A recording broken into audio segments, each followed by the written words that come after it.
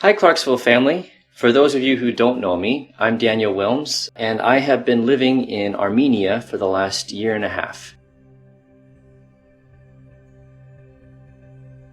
Armenia is a small country of about 3 million people, nestled right between Turkey, Iran, Georgia, and Azerbaijan. So as you can imagine, it's a bit of an interesting place, a mix of cultures, a mix of traditions. And their history goes back to Christian origins, Muslim invasions, the Mongol invasions, war between East and West has all happened there. I've been there studying the language, getting to know the people, and trying to find the ways in which I can serve. And this year with COVID, it's been difficult, it's been hard. The major thing this year for us specifically was that we had a war between Armenia and Azerbaijan that lasted about a month and a half and then was stopped by Russia. So that's an ongoing scenario. So it's been difficult.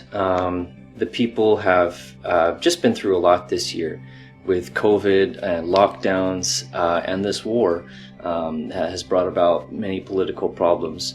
And so the feelings are very high, much like they are here in America at this time. We've been praying as an international church and as a team. We've been praying for peace. We've been praying for God's will to be done.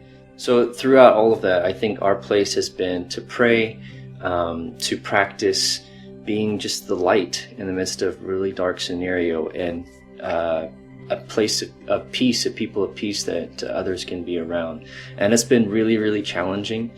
What with all of the difficulties, personally, it's been a very difficult year, as it sure has been for many of you. But God is faithful. And God is still at work. We have people, even our international church that I'm part of in Armenia, we hadn't met in person since March. That is until Christmas Eve.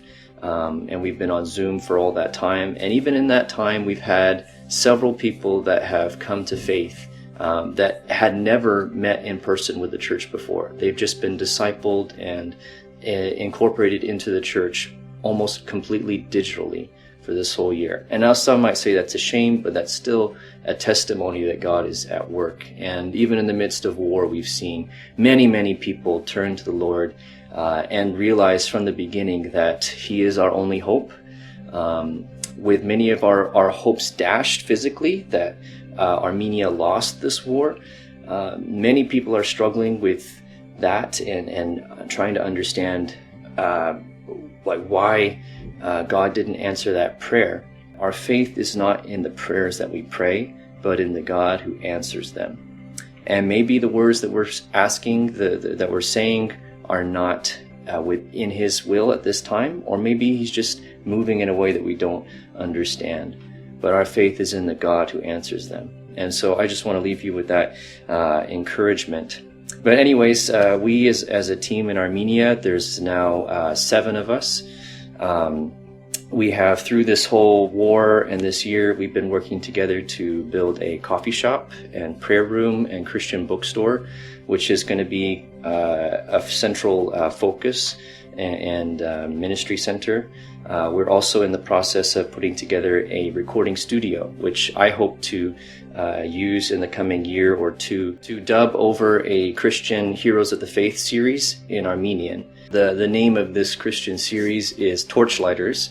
And if you haven't seen that, I would recommend it for your children if you want to encourage them with Christian stories and Heroes of the Faith. It's in English, and you can find it in DVD or on YouTube. I also have been put in charge of prayer ministry at the International Church, and so I hope to use that as a stepping stone into other efforts in connecting with local Armenian churches as I get better at language and just keep seeking after what God is wanting to do in Armenia. Because I really feel like my place is to encourage and to help equip in different ways and to serve the Armenian church and all the people that I find around me. So we as the team in Armenia, we are asking God what we can do, how we can serve at this time.